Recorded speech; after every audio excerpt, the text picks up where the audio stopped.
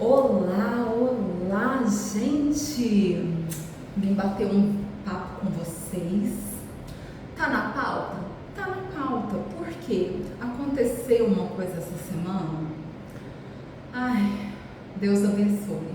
Agora eu entendo por que os meus professores às vezes ignoravam completamente alguns comentários em sala de aula. Mas vamos lá. Para quem não me conhece, meu nome é Franciele Tomás, sou advogada estrategista digital e fiz esse canal para a gente conversar. Isso aqui é um bate-papo, gente, é você chegar, se sentir em casa e a gente bater um papo sobre N questões da vida e da advocacia. Um monte de coisa que a gente se depara por aí e realmente precisamos conversar sobre o assunto. Ninguém vai varrer para debaixo do tapete, tá entendendo?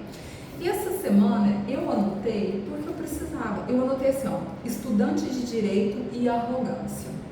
Por que eu fiz isso?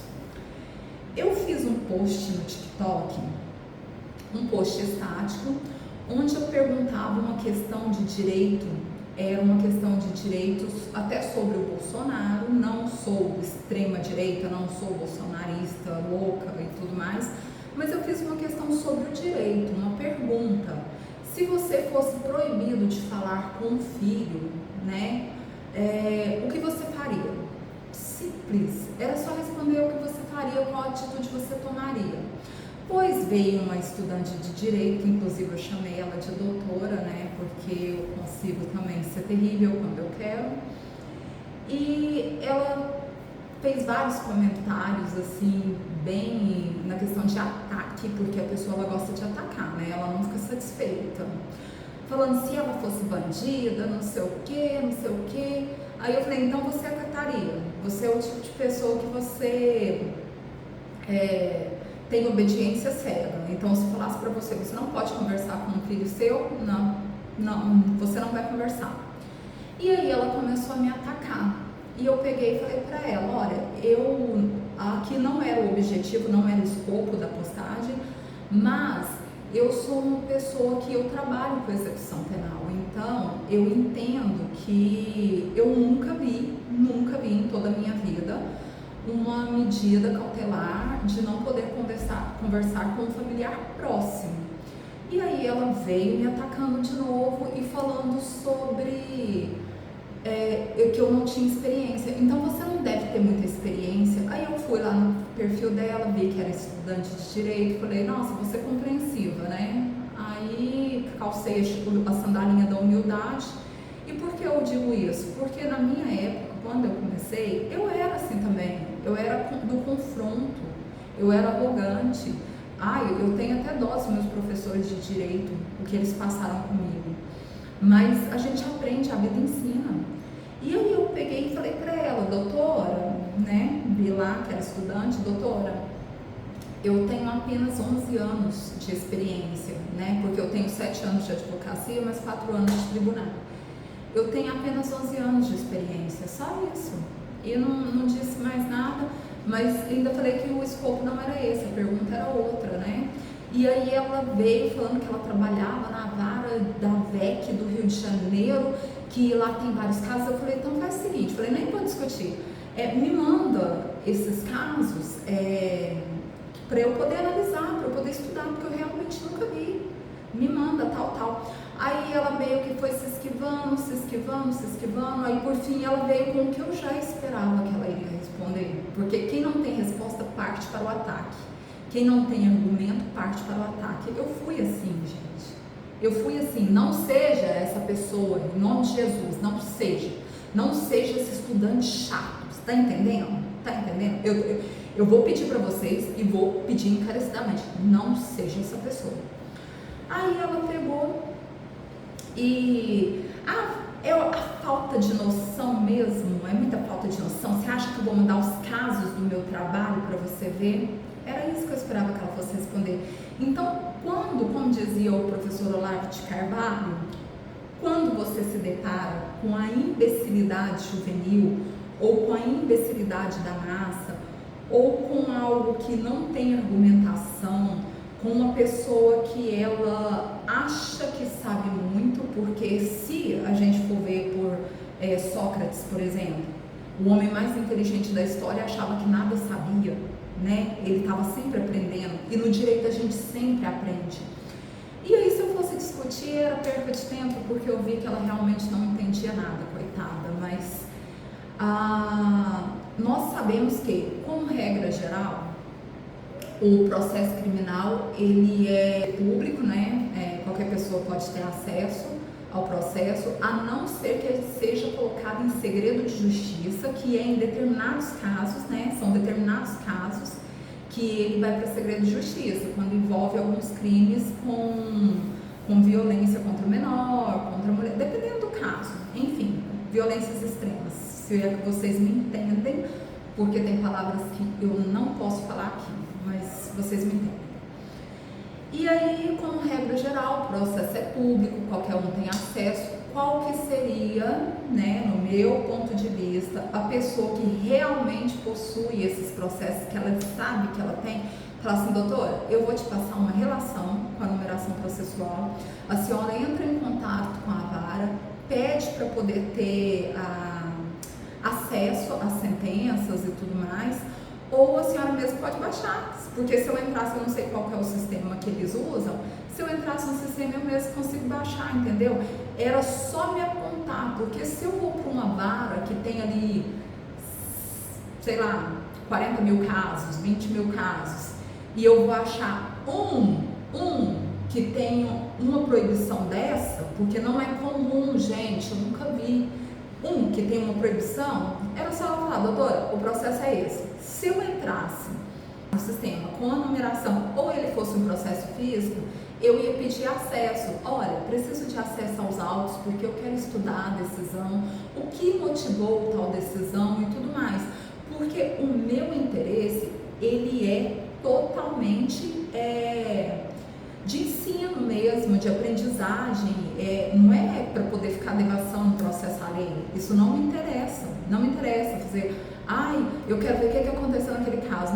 Não me interessa, são pessoas que eu não conheço, mas me interessa a decisão. Por quê? No meu ponto de vista, gente, já falando para vocês novamente, não sou bolsonarista louca, mas no meu ponto de vista, que trabalho com a execução, é um perigo muito, muito grande a gente criar precedentes. Por exemplo, nunca houve um caso como esse.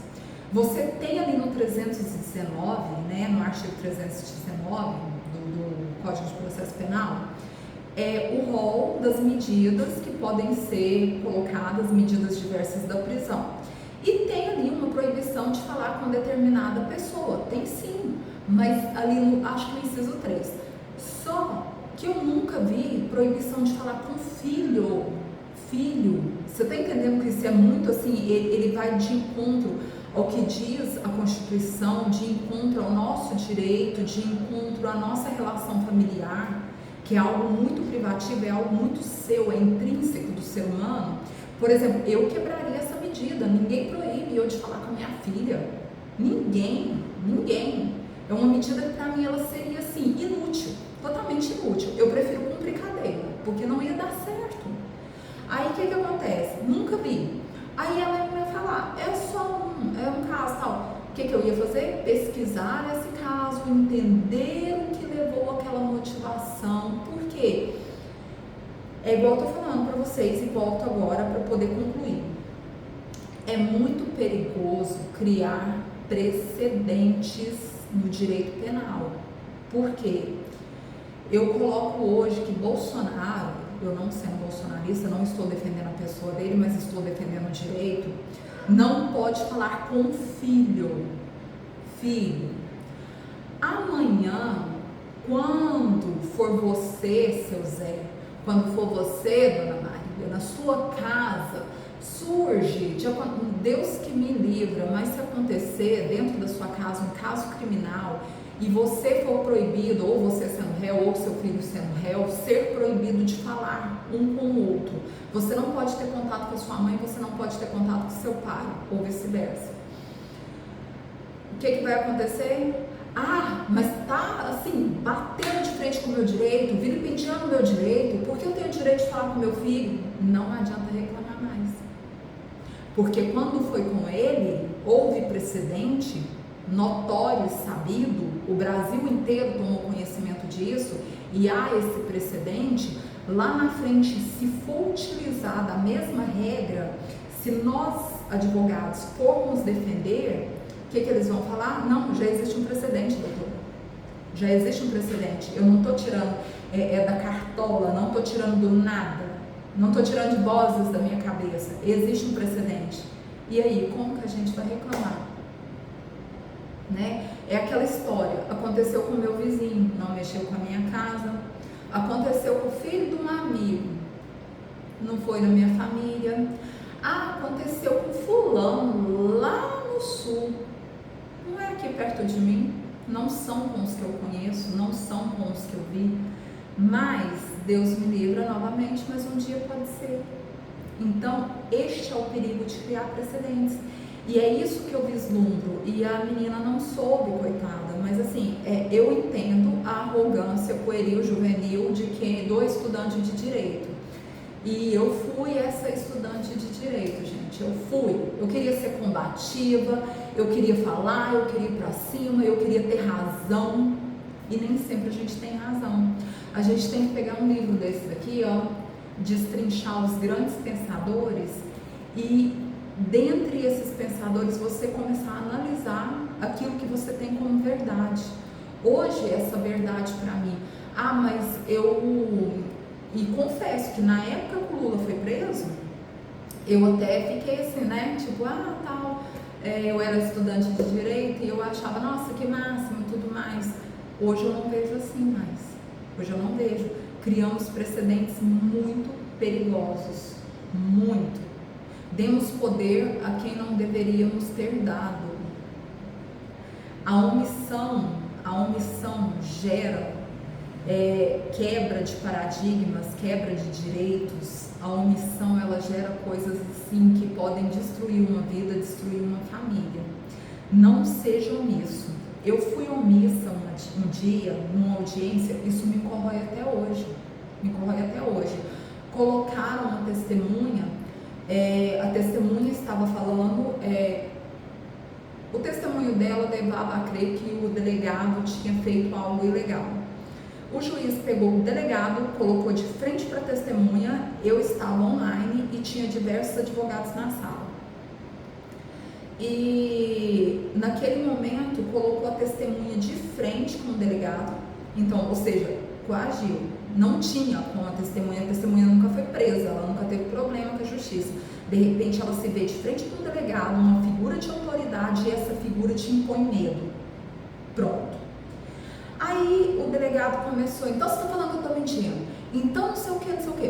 E a testemunha foi ficando assim, mas tipo, ele não voltou atrás no que ele disse, mas ele ficou tão paralisado de medo.